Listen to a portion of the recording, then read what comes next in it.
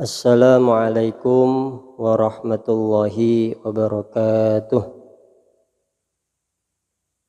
Alhamdulillah, dalam kesempatan kali ini kita semua masih diberi kesempatan oleh Allah Subhanahu wa taala untuk menimba ilmu, untuk mencari ilmu, dan kaitannya yang saya sampaikan ini yaitu ilmu nahwu, yang mana nantinya buku panduannya, buku pegangannya ilmu nahwu adalah seperti ini ya, gambarnya punya. Dan untuk kelas 9G yang mana kebanyakan atau keseluruhan santrinya merupakan dari luar madrasah Qudsiah, ya, mengawali membeli juz yang pertama ya, karena memang kelas 8, kelas 9 yang selain 9G itu memang sama-sama hijau, tapi yang ada yang juz awal, ada yang juz sani dan juz salis. Yang dipakai untuk santri-santri 9G yaitu yang juz pertama terlebih dahulu ini. Dan ilmu nahwu memakai pegangan Nazm Alfiyah karangannya Asy-Syaikh Muhammad bin Abdullah bin Malik Al-Andalusi, merupakan kitab nahwu yang mestinya untuk kalian semua itu sudah mempelajari pegangan ilmu nahwu, kitab yang dasar, misal kitab Jurumiyah, kitab Mutammimah, kitab As-Simarul Janiyah atau apa itu yang modelnya itu kalam nasar bukan kalam nandam, karena memang dari situlah lebih mudah dipahami, lebih mudah untuk dipraktekkan.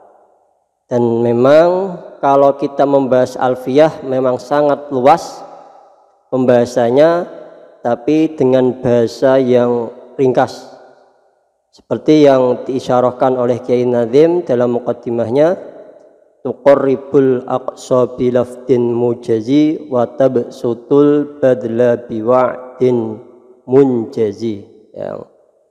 Yang separuh awal itu mujazi, yang separuh yang akhir adalah munjazi.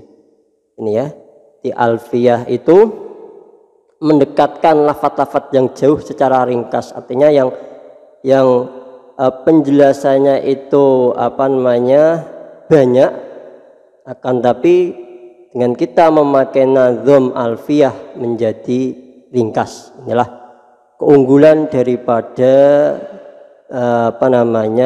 alfiyah Imam Ibnu Malik ya. Kita harus yakin bahwasanya nazm alfiyah ini berkahnya sudah jelas, berkahnya sudah nyata, terbukti. Sampai saat ini pun kitab tersebut masih eksis, masih ada.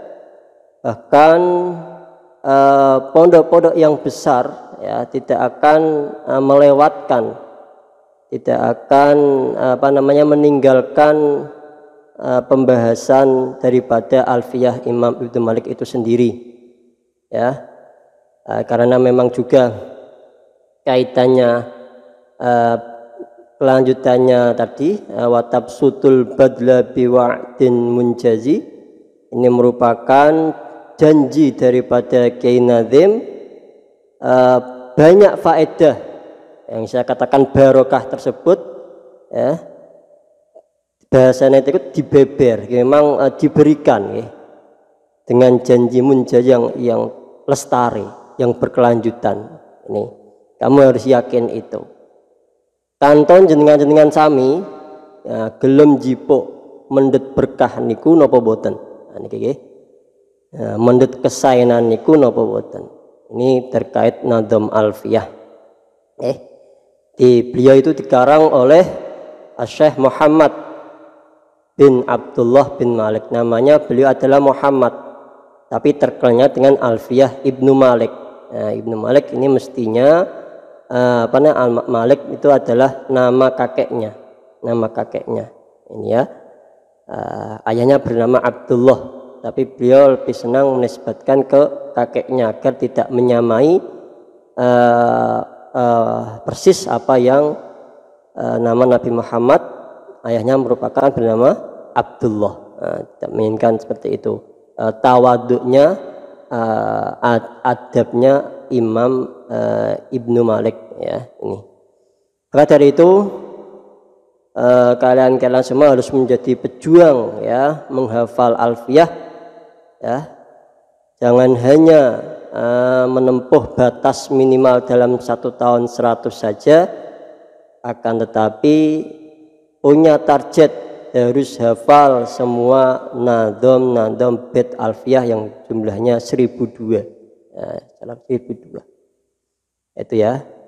Ingat janji Ibnu Malik yaitu watab sutul badla biwa'din munjazi, yaitu banyak faedah yang diberikan ya, daripada ilmu alfiyah tersebut. Ini itu. Kemudian itu pengantar dari saya terkait penjelasan nazam alfiyah. Memang beliau itu asal Andalus. Andalus itu kalau sekarang adalah Spanyol. Spanyol itu ya. Memang masa dulu Islam begitu jaya sampai di Spanyol, termasuk daerah yang barat ya, itu muncul Imam Ibnu Malik ya. Itu ya ini pandangan orang menganggap berkah itu memang menghasilkan murid yang pintar. Salah satu murid dari Imam Ibnu Malik adalah Imam Nawawi yang mempunyai karangan banyak sekali ya, kitab fikih, syarah muhadzab ya, majmu'nya juga ada. Itu Imam Nawawi itu merupakan murid daripada pengarang nazam alfiyah ini ya. Semoga kita semuanya ya mendapatkan berkah dan manfaat daripada bait alfiyah, tapi hanya jangan sebatas mengharapkan berkah saja tanpa adanya usaha yang maksimal. Jangan harus adanya usaha. Jawali bismillahirrahmanirrahim. Bismillahi kelawan nyebut asma Allah. Ar-Rahmani dat kang welas asih ing dalem donya lan akhirat. Ar-Rahimi tur dat kang welas asih ing dalem akhirat bloko akhirat tok. Ini mawali dengan bismillah. Qala Muhammadun wa ibnu Maliki Ahmadu Rabbillah khaira maliki. Qala ngendika Muhammadun sinten Syekh Muhammad, ini nama asli beliau Muhammad. Wa utawi Muhammad Ibnu Malik iku putune, ya asline Ibnu niku maknane nggih anak mestinipun. Ibnu Malikin iku putune Mbah Malik. Nama kakek beliau pengarang alfiyah. Ahmadu muji sapa ingsun. Ahmadu muji sapa ingsun. Ingsun muji Rabbi ing pangeran ingsun. Allah rupane Allah. Khaira maliki kang dadi bagus-baguse raja. Khaira maliki kang dadi bagus-baguse raja. Beliau mengawali dengan hamdun, pujian kepada Allah Subhanahu wa taala.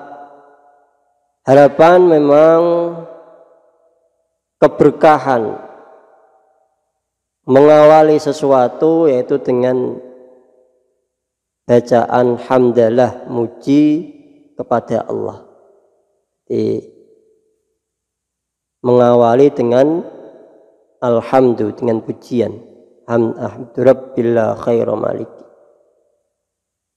Beliau memperkenalkan dirinya yaitu qala Muhammadun. Ini memang dalam kaitannya suatu karangan, ya, beliau memperkenalkan dirinya sendiri sebagai pengarang bait alfiyah.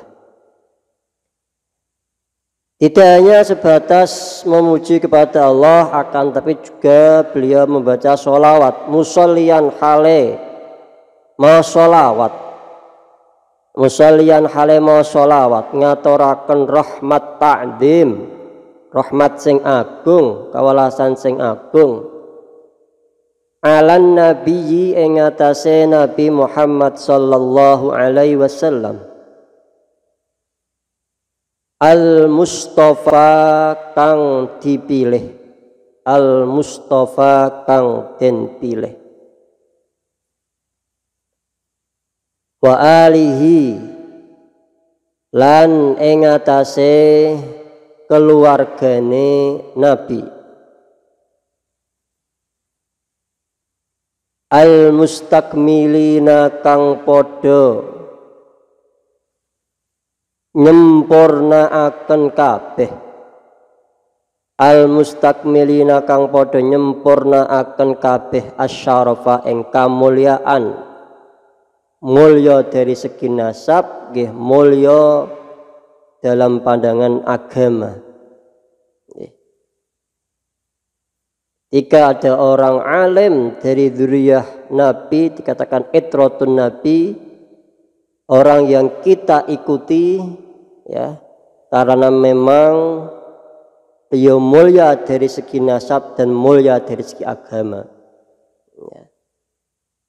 Kita harus tanamkan cinta kepada ahlul bait, keluarga Nabi Muhammad sallallahu alaihi wasallam, karena bagian dari cinta kepada Rasulullah. Ya. Makanya kita harus pintar, kita harus paham cara meletakkan terhadap ahli bait Nabi Muhammad sallallahu alaihi wasallam. Harus pintar. Nah, bermacam-macamnya ahli bait beliau. Jangan sampai hati kita merasa tidak suka terhadap keluarga Nabi. Wa asta'inu lan nyuwun pitulung, wa asta'inu lan nyuwun pitulung sapa ingsun Allah ing Allah fi alfiyah ing dalem nazam alfiyah. Ini awal beliau sudah mempunyai rencana. Alfiyah itu awalnya berasal dari lafaz alfun yang maknanya 1000. Dia ingin mengarang nazoman atau syairan atau bait yang jumlahnya 1000. Dan alhamdulillah beliau meminta pertolongan Allah, tidak mengandalkan diri beliau sendiri, tidak, tapi meminta pertolongan kepada Allah dan Allah mengabulkan. Berkah dan manfaatnya pun nyata dan dirasakan. Fi alfiyah ing dalam alfiyah. Maqasidun nahwi utawi pira-pira tujuane nahwu. Nahwu ini sudah bagian daripada fan, ada fan nahwu, sharaf, fiqh, tafsir. Nahwu memang yang kita pelajari adalah nahwu terkait gampangane. Nahwu itu memahami unsur-unsur bahasa Arab. Apa yang ada di dalam bahasa Arab kita pelajari, ya, itu ya. Apa saja itu. Maqasidun nautai pira-pira tujuane nahwu. Mahwiyatun iku terkandung biha kelawan alfiyah. Ya apa saja yang menjadi tujuan ilmu nahwu itu dikandung oleh alfiyah. Bait yang keempat, tuqarribul aqsa bilafdhin munjazi. Oh, ini kitab saya salah, ini cetakan salah. Memang awal-awal kalau itu sama munjazi dan munjazi, mestinya mujazi, maknanya ringkes. Tuqarribu markaken apa alfiyah gampangno al aqsa ing makna-makna sing adoh, sing maknane sing penjelasannya bertele-tele tapi alfiyah dibuat ringkas. Reng nyedakna reng gampangna kelawan kepiye bilafdzin kelawan lafat mujazin kang ringkes. Memang ringkas ini dalam kaitannya bait alfiyah, ya itu.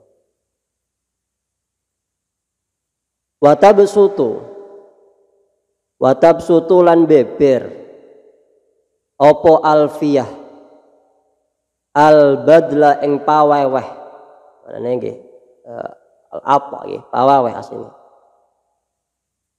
Biwa'din kelawan janji munjazin kang lestari. Ini disyarahnya, syarah bait ini yang dimaksud dalam watabsutul badla biwa'din munjazi memang bahwasanya alfiyah itu memberikan faedah-faedah yang banyak, yang saya katakan berkahnya, memberikan keberkahan yang luar biasa, ya.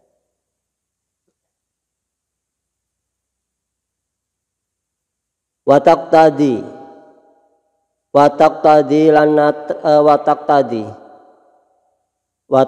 lan natrapi opo alfiyah, ya ridon ing ridho, ya, menghasilkan ridho bi ghairi sukhti kelawan tanpa bendu, fa'iqatan hale ngungkuli alfiyata ibni Mu'ti ing alfiyae Imam Ibnu Mu'ti. Ini fa'iqatan alfiyata ibni Mu'ti merupakan bukan berarti beliau sombong mengunggulkan karangannya sendiri, bukan, akan tapi beliau mengatakan dari segi tingkatannya, derajatnya itu sama dan tidak ada masalah mengunggulkan, istilahnya ini nawake perkara apik. Riyo boten nawake perkara apik sing sehingga do gelem sinau ilmu nahwu. Nah niki boten masalah niki. Boten dikatakan riya nggih boten, sombong nggih boten. Niki ben purun belajar alfiyah Imam Ibnu Malik. Niki fa'iqatan alfiyatab nimu. Ya nerak ngono nggih mangke boten purun nggih sinau alfiyah kan nggih. Memang apa yang diutarakan beliau ya tidak lain adalah agar semuanya ingin mempelajari ilmu nahwu yang mana dikandung oleh bait-bait alfiyah.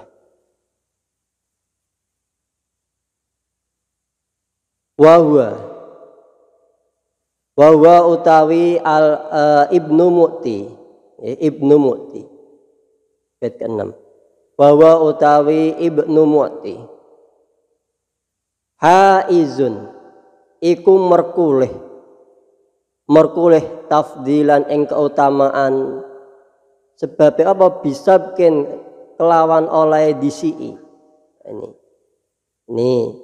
Ini apa namanya penjelasan dari Imam Ibnu Malik menjelaskan bagaimanapun guru saya Imam Ibnu Mu'ti itu utama, orang yang utama, punya keunggulan karena beliau memang lebih dahulu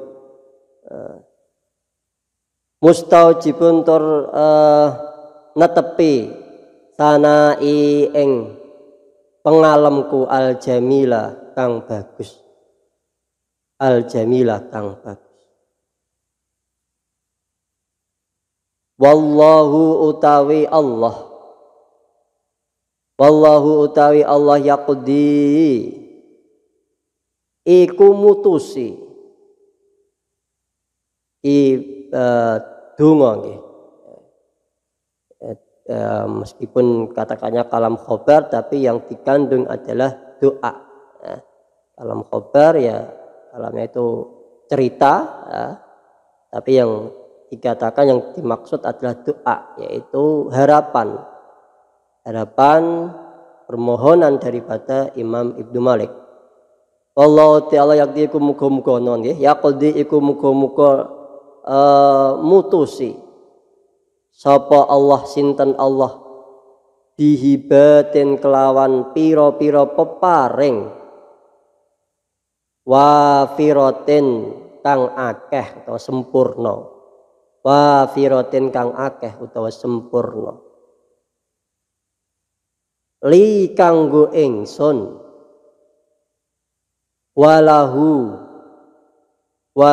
lan kanggo Imam Ibnu Mu'ti.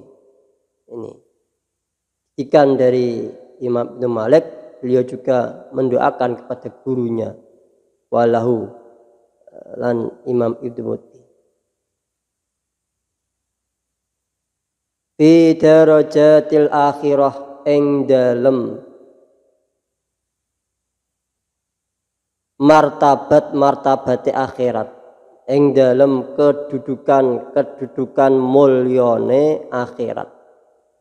Fi darajatil akhirat ing dalem kedudukan mulyane akhirat. Nggih. Sunane Imam Ibnu Malik. Muqaddimah Alfiyah ini yang terdiri dari 7 bait yang menjelaskan beliau sendiri, menjelaskan Alfiyah itu sendiri, yaitu mengandung ilmu nahwu. Ini merupakan kunci, ilmu nahwu merupakan kunci dari segala ilmu, karena memang kita membaca ilmu fikih, karangan-karangan ulama salaf, kita membaca tafsir, kita membaca hadis dengan kunci ilmu nahwu dan shorof, maka kita dapat menguasai, kita dapat membaca. Ini yang menjadi maziyah atau keunggulan dari ilmu nahwu itu sendiri. Untuk kalian ya para santri, ya, kalau memang nantinya ditemukan makna-makna dalam pemahaman dalam bait Alfiyah menemui kesulitan, bukalah lagi kitab-kitab dasar yang kamu punya. Jangan langsung disimpan kitab Jurumiyahnya, kitab Asmaul Janiyahnya, kitab Tamimah, jangan langsung disimpan di kardus, jangan. Tapi sediakan. Di kunci kesuksesan yaitu sergep. Ya ampun malas. Untuk lebih menunjang lagi kemampuan kalian dalam membaca kitab-kitab ulama-ulama salaf, saya harapkan dari para santri agar mau ngaji di desa masing-masing. Kalau di pondok sudah mestinya, pondok kok orang ngaji, yo ora santri tenan lah, nyantri etok-etokan. Ngaji di daerahnya masing-masing dengan bekal ilmu nahwu, ya, dengan kamu teliti sungguh-sungguh ngaji, setiap ada Pak Yai atau guru mengucapkan utawi makna iku, makna sopo ing, itu memang menjadikan kunci daripada menimbulkan ilmu. Saya contohkan ini halaman 69 ya dalam Alfiyah yang pegangan kelas 7 juz pertama. Ini hanya sebatas sampai tambis ya. Ini merupakan ilmu kalian agar lebih cepat kamu pahami. Contoh masalah utawi ngoten niku nandakno terkib mubtada. Niki mubtada dan niki terkib mubtada khobar fa'il ngeten niki terkib nggih. Niki istilahnya nggih kagem sederhanane pemulane. Khobar iku untuk khobarnya mubtada ya. Khobarnya mubtada ketika belum dipasang amil nawasih, amil yang rusak mubtada khobar, itu yang menunjukkan ilmu lagi yaitu terkena i'rab rofa. Ini i'rab rofa nasab, ini namanya i'rab. Setelah itu ketika Pak Yai mengucapkan utawi, kamu paham itu apakah berarti itu i'rabnya rofa, pakai alamat apa? Apakah nanti pakai dhammah, alif atau waw? Ini kaitannya yang pemakaian makna utawi. Kalau dhammah nanti bentuk kalimatnya mengarah ke isim mufrad. Kalau alif bentuk kalimatnya mengarah ke isim tasniyah. Kalau pakai wawu akhirnya perubahannya berarti bentuk jamak mudzakkar salim. Kita sudah kelas 9, jangan maknani apa anane, tapi kita biasakan memakai kode mem. Ini merupakan ilmu. Ketika kamu mem maka itu mendatangkan mubtada. Ya. Betapa luasnya yang saya anggap ringkes ya. Ulama-ulama di sini memang top ya. Muni utawi lho ilmune pirang-pirang, terkait mubtada, engko i'rabe rofa, engko alamate apa, berawal dari bentuk kalimah yang mau. Bentuk kalimah apakah isim mufrad, tasniyah, jamak taksir, apakah asma khamsah? Nah, ini kan sudah pernah kamu pelajari mestinya. Ya. Maka untuk menunjang kemampuan ilmu kalian, maka kamu jangan malas. Jika ada ngaji di musola kalian, di masjid kalian, kitabnya apa kamu cari, kamu berusaha memahami kalimat yang kamu dapat. Dengan seperti itu, tekun seperti itu, maka kalian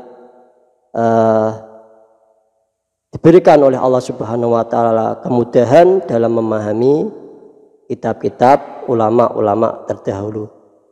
Sekian penyampaian saya kaitannya pembelajaran ilmu nahwu. Kurang lebihnya ketika dalam penyampaian materi ada kekurangan, saya mohon maaf. Assalamualaikum warahmatullahi wabarakatuh.